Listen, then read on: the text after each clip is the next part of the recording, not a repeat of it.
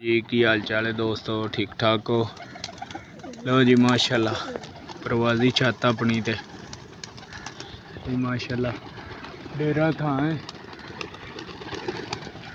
ते माशाल्लाह शौक शौक करी दा पुट्टे ने कबूतर।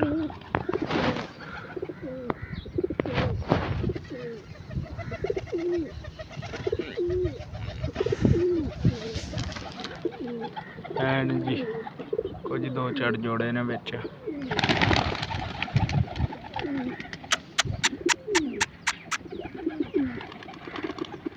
आ आ आ आ आ आ आ आ